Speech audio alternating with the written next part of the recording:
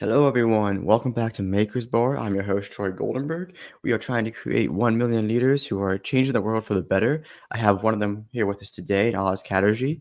He is a British Lebanese conflict journalist and filmmaker. He is a Ukraine correspondent. He created the film and directed the film, The Battle for Kyiv. He's also the co-host of the This Is Not a Drill pod.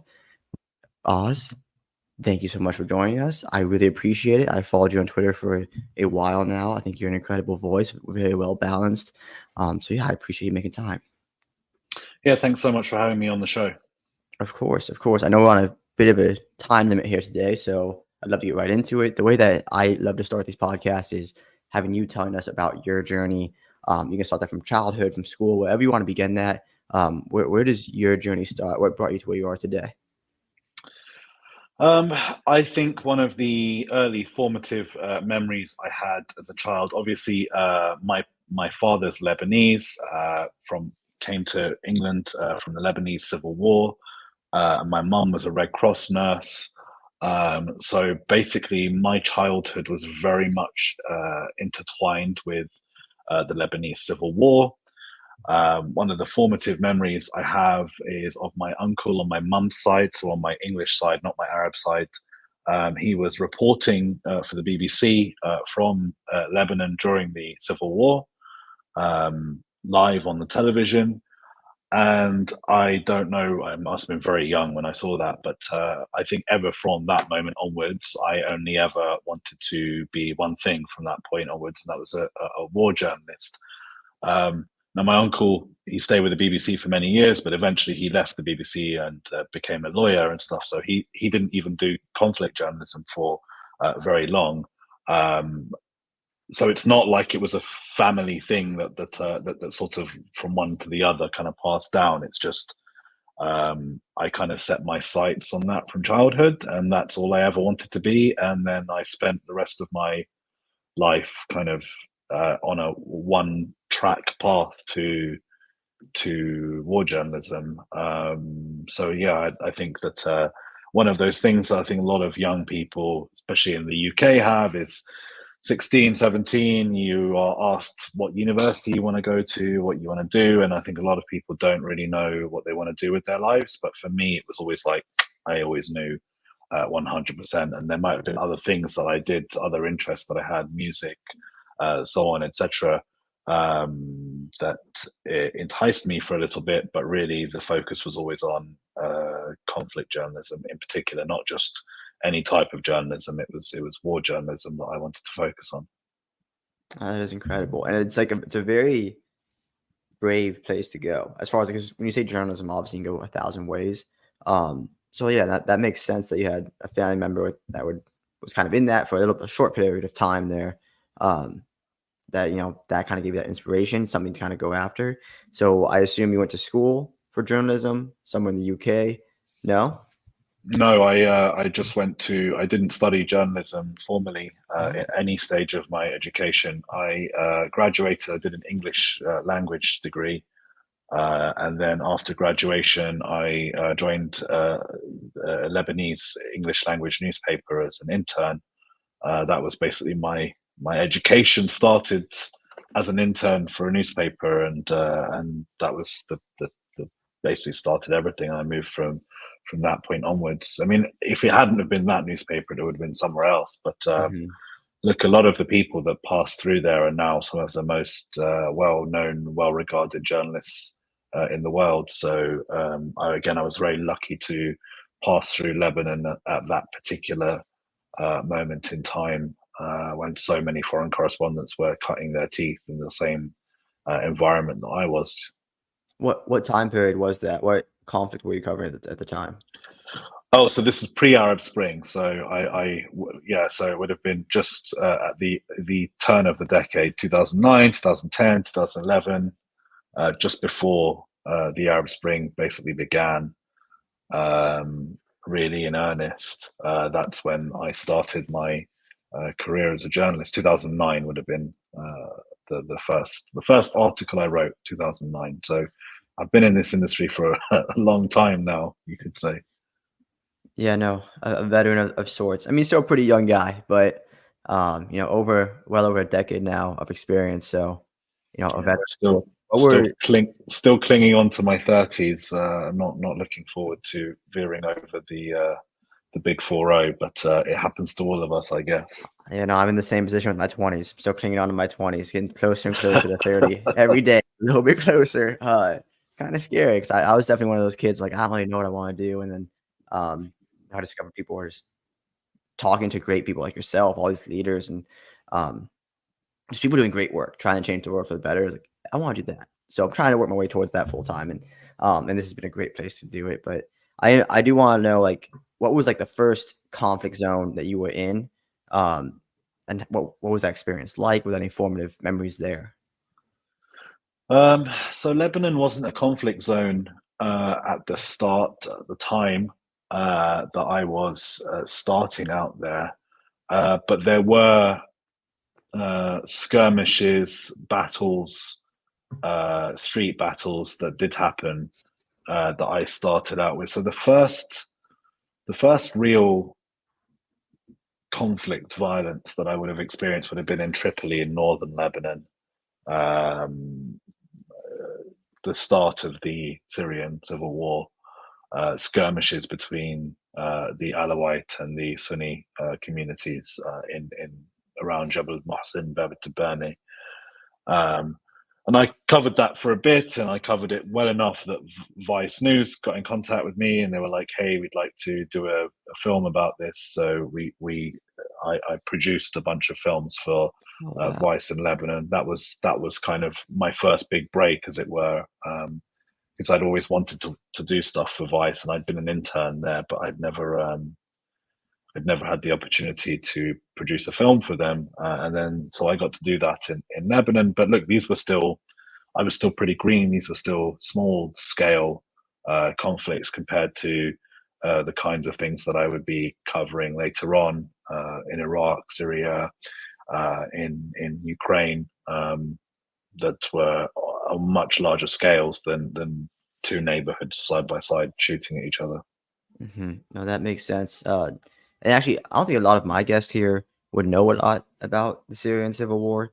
Um, its origins and kind of where we even are today, as obviously recording this on September 29th, 2024, like, um, obviously huge developments in the neighborhood here.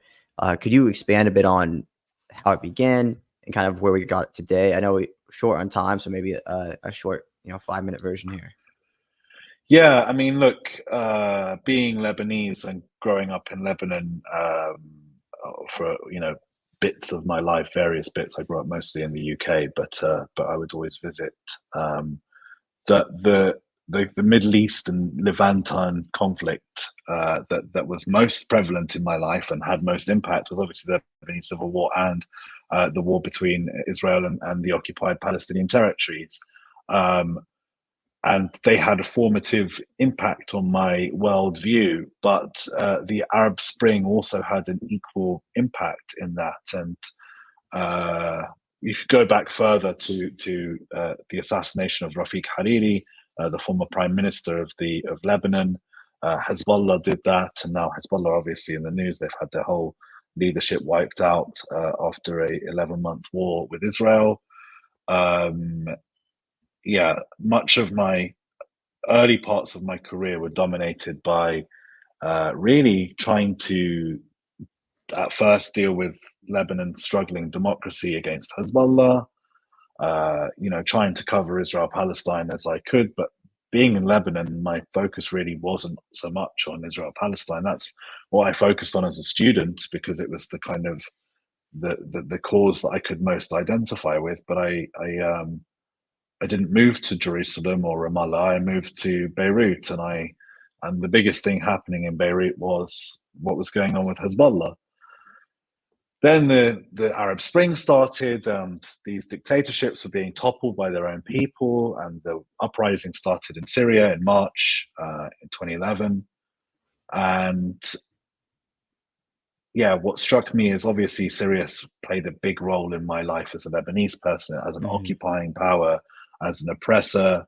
So obviously, I was, even just as a Lebanese, was interested in what was happening in Syria, and obviously, my family background, I was going to come out against this regime, or should I say, it should be expected to come out against this regime, considering you know uh, my family history with the regime.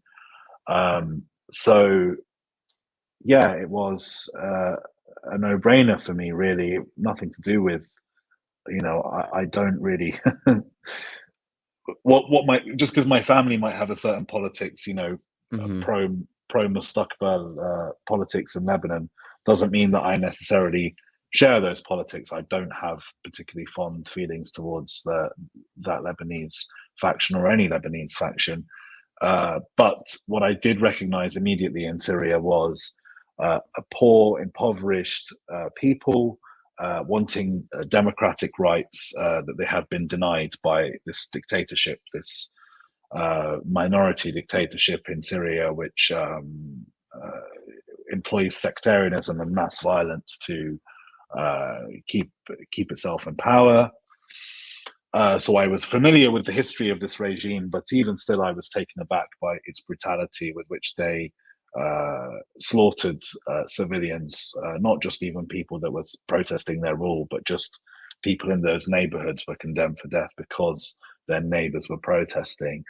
So for me, it was as simple as a good versus evil story, as you could get. And obviously, with Hezbollah's involvement, Lebanon is a split country on this matter. Um, you know, it wasn't a case of some of the people that I'd spent the early parts of my career reading their work and so on, who became sympathizers of this regime, which meant from a very, very, like basically from the start of my career, some of the people who I'd idolized, Robert Fisk being one of them, suddenly became my opponents, suddenly became people who I knew for a fact were telling lies. And that was a really, really, really difficult experience to go through as a journalist, because you don't expect to question your heroes like that. You don't expect to come away with feeling like, well, if you've lied about this, what else have you lied about? In many ways, that was probably the most important thing that happened to me as a journalist, because it meant that I interrogated my sources uh, vigorously um, from that point onwards. And I think a lot of journalists can get complacent with their sources. Um, and yeah, I think when complacency sets in, that's when a good journalist can make a bad mistake. And the way to stay a good journalist is to not be complacent and to vigorously interrogate all of your sources, even ones that you would trust with your life. And yeah, I can't really précis the Syrian conflict from start to finish in that, but I can No, of say that course. that was my relationship with it. It was formative in my understanding of not just the Middle East, of also scholars, academics, journalists, activists, human rights organizations, what their competing views of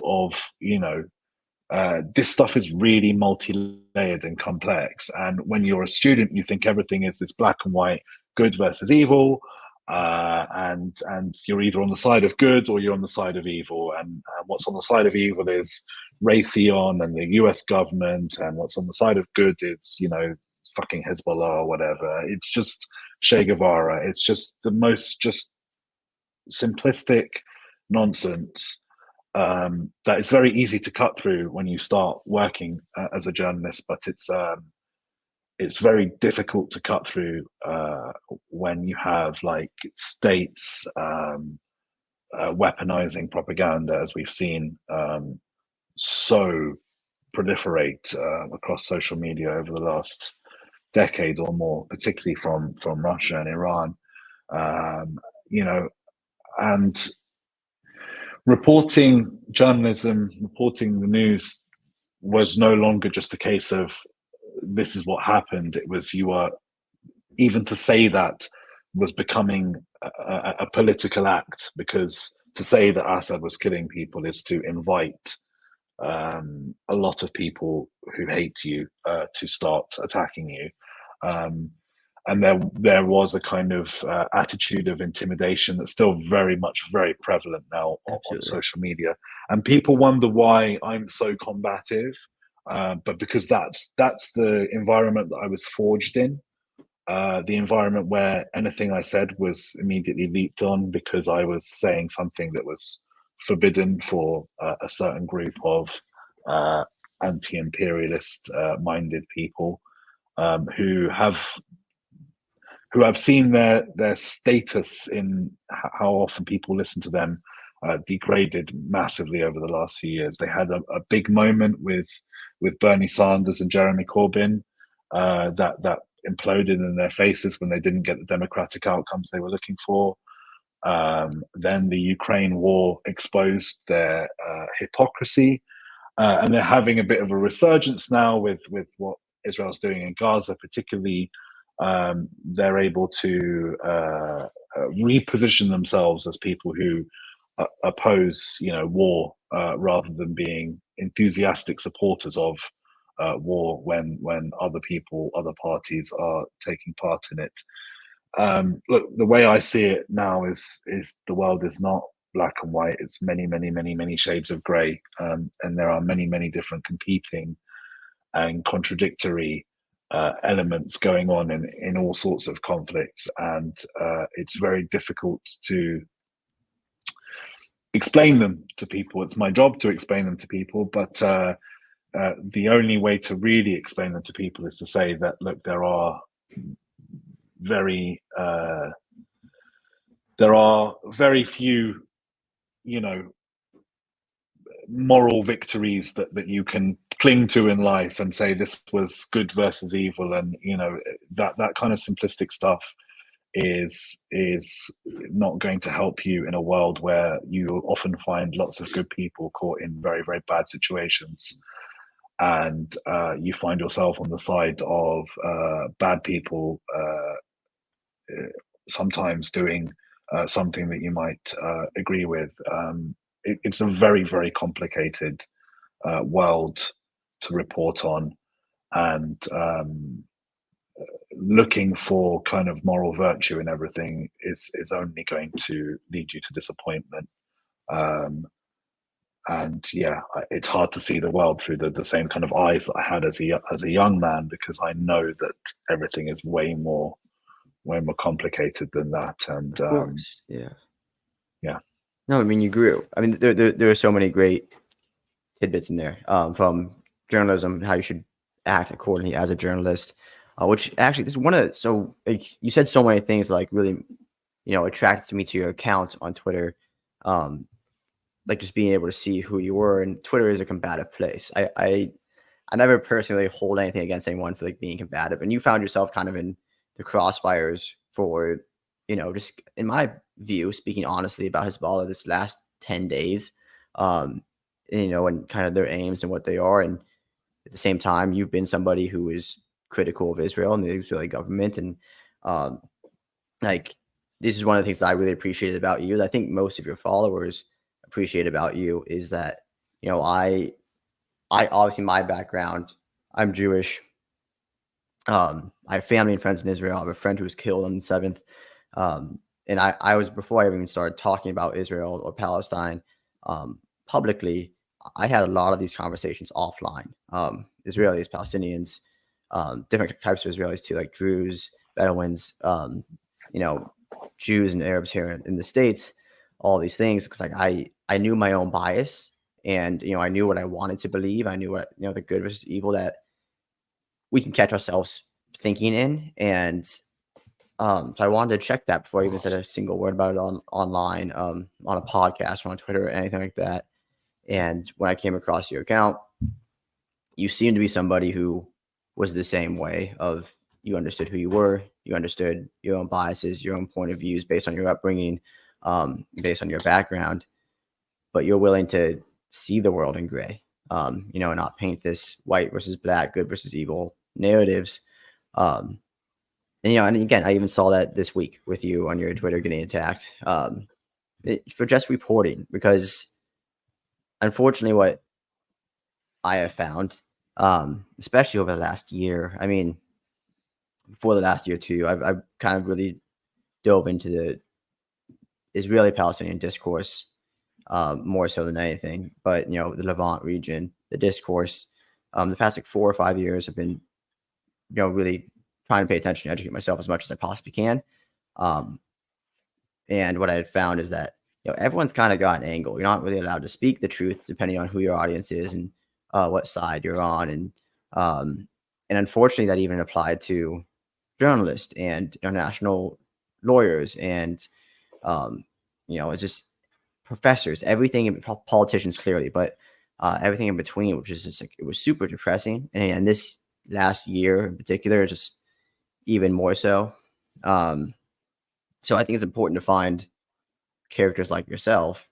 And kind of like on that note, I'm curious, like, I know you mentioned you had your these people you looked up to that you just kind of figured out they were lying. Was there like a moment in time where you, based off your own personal preference of what you believe good versus evil was, like you came across a story or a fact of some sort, like I should report this, but it goes against the narrative that I believe in or I want to be true, and you just had to overcome that in a way, or is it always natural for you to just be like, no, this is my job, this is the integrity that the job requires? Yeah, no, there's never been a moment in my career where I've ever, when bad things happened, that I was a supporter of the Syrian revolution. I was a supporter of overthrowing the Assad regime. That might be controversial to say. I don't care. It is what it is. I'm honest about it. I think it's a lot more suspect to be opposed to that or even be neutral to it. Um, and if Syrian rebel groups committed atrocities, which they did do, um, my instant reaction isn't not to talk about this or to cover it up. It's to publish this and to condemn it and to say I disavow this, and this is not what I believe in, It's and very and rare this is it. Yeah, to have that. but like, well, maybe, I don't know. I don't think it is necessarily amongst the people that I like to surround myself with today. I think we all have this very similar opinions on this stuff. It's awesome. Um, yeah, I mean, look, I can't pretend that people haven't disagreed with some of the positions that I've taken in recent. I mean, in the last couple of years alone, has been. I said I thought that the pager attack was lawful. I didn't say I endorsed it. I didn't say I supported it. I said I thought it was lawful, and that has caused me people that I've been friends with for years to disagree with me furiously, to condemn me for saying that. But condemning me for saying that doesn't make me think it's any less lawful. Uh, and citing academics or human rights organizations who I agree with on many things in support of arguments against me uh, doesn't prove anything to me, because these are interpretations, and these same groups and lawyers and organizations are people that I've disagreed with in recent, like DPICMs sending them to Ukraine. I supported sending cluster munitions to Ukraine. I said they were necessary. Um, a lot of professors and my friends disagreed with me very furiously on that matter. I'm fine with being disagreed with furiously. I'm fine with being condemned by people that I consider friends and allies for moral positions that I hold, or not even moral positions, just interpretations of international law. Um, that's part of the course. I'm not going to get upset or dissuaded from my beliefs because people are passionately, furiously disagreeing with me, even no matter how much I respect them. That's something I learned very early on, and I don't think it's rare, because I love my friends for being able to disagree with me, and I love that we can still respect each other beyond that kind of furious disagreement. It's not like I haven't furiously disagreed with them over things in the past either. It's just you know, I live my life by a code. That code motivates why I did this job in the first place, and I follow that code to the letter when it comes to my writing, my journalism, my reporting, the opinions I express. And if people disagree with that, that's their right to. But they don't have a right to shut me down. They don't have a right to tell me that I can't express that right. That's one of the things, the unifying things that I believe in, and why was such a passionate supporter of the Syrian revolution, because I think everyone should live in the kind of society where they can speak out and they can dissent against their government. And if that becomes a death sentence, like it does under dictatorships, that for me is fundamental. I'm a journalist, that's the point. What I do is fundamental. And for me, the journalists who side with states that murder other journalists are, they're not journalists, put it that way. And I think there needs to be a distinction made between those types of people, because the very act of being a journalist is to dissent, is to object, is to speak out the truth, to speak truth to power, to say things that may be uncomfortable. But I bore witness to this, and this is what I saw. And if that is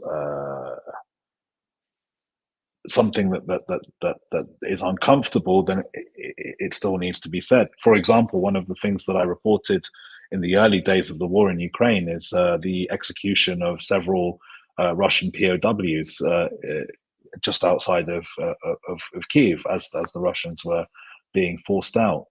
And I called that a war crime, because it is a war crime. And me learning that while I was in the field in Ukraine, covering the Ukrainian war and being pro-Ukraine, didn't make me more likely to skip that part out of my reporting. No, that was one of a prominent thing that I said, because it happened and it was reported to me by Ukrainian soldiers.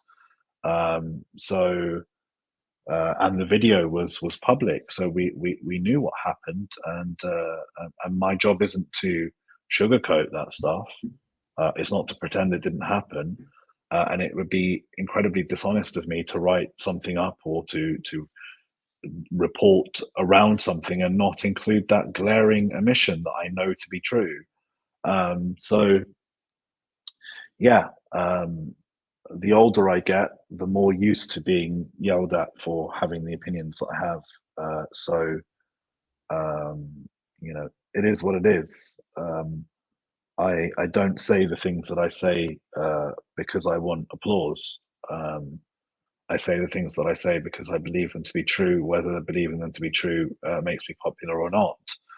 And oftentimes it's made me very, very unpopular among my own age group, among my own, social, my friends, my social circle.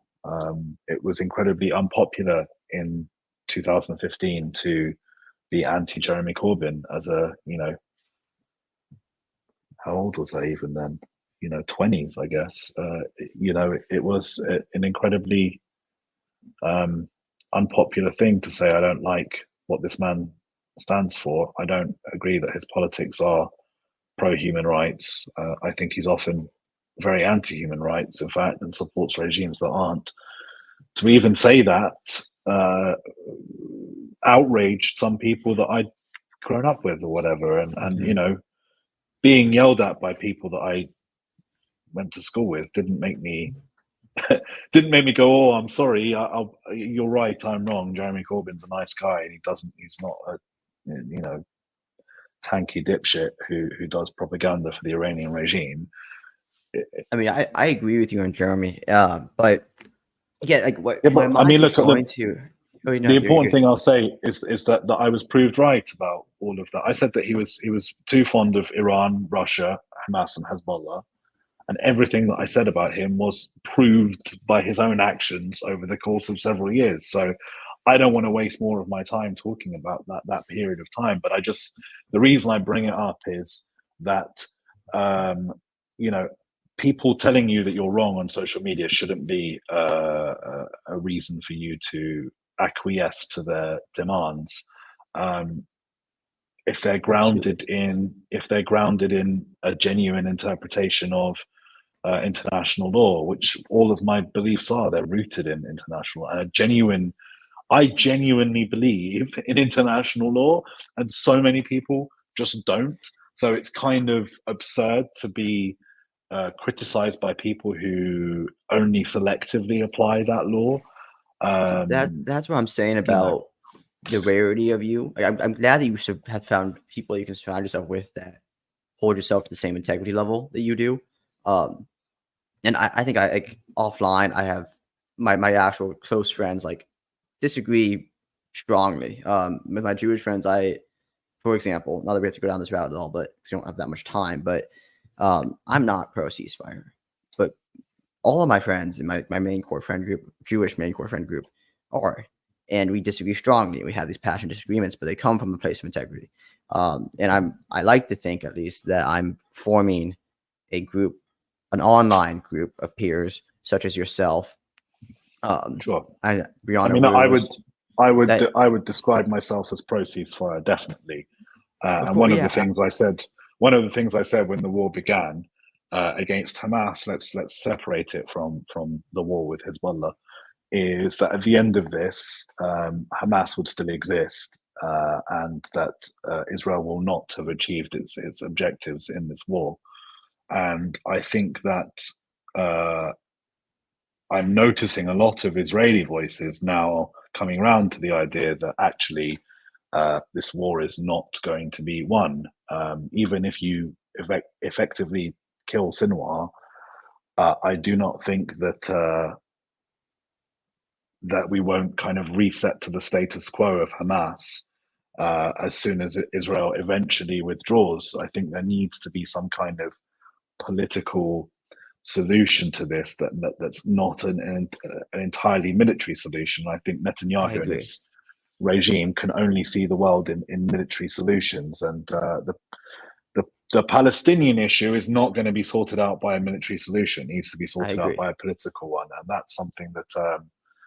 But look, I don't think that that's a particularly controversial thing to say. I think talking about attacks that kill civilians, whether unintentional, well, when they're unintentional, um, I think that makes even people that I have agreed with my entire life on nearly everything.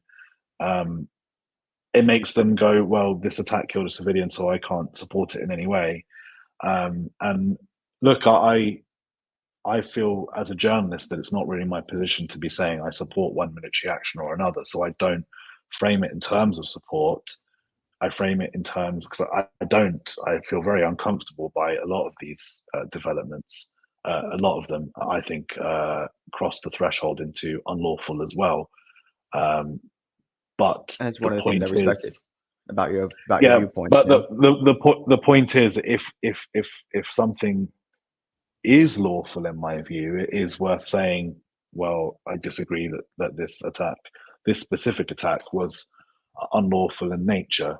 Um, look, the thing is, I could have a much easier life by not talking about that stuff. I could just, it would be much easier if I just didn't express an opinion at of all. course. Then But that's again, no one would right? shout at me. But my job is to try and contextualize this stuff.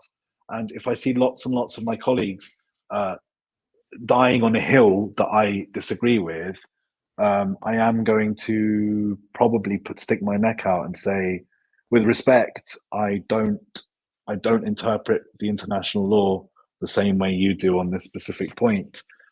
Um, but look, again, I mean, you restate yourself. I'm a critic of Israel. I'm definitely no friend of Israel. Um, and because I've been a critic of Israel my entire life, saying I don't think one specific one. I might again one Of course. specific thing. I'm Yeah, not talking yeah. about everything. I but mainly think that lots of what Israel's done has been unlawful, and I've said it many times. But when I stick my neck out and I say this one thing I think is probably lawful, not even definitely lawful, but most likely lawful, I'm condemned as a pariah for doing so in certain quarters. But again, I have to stress I've been condemned as a pariah in those same quarters many points over my entire career for things that for cluster munitions, for supporting airstrikes against ISIS, for like there are many things that people have Of yelled at me course. for doing, for saying it's lawful or not lawful or whatever. Um, but again, my job is not to please people. I'm not here to win popularity awards. I'm here to discuss the laws of armed conflict, to discuss conflict, to report on conflict. And if people want to reject what I'm saying, they're totally entitled to. I'm not forcing anyone to listen to me. But I will not tolerate uh, the kind of attitudes that you've seen on social media from a certain type of academic who thinks that I am not entitled to say what I'm saying. And yeah, I have to reject that forcefully because um, I know for a fact that lots of academics don't know what they're talking about, and it's as simple as that. It's not. I'm not slamming all of academia. I'm sure most academics are very credible people, but I know for a fact.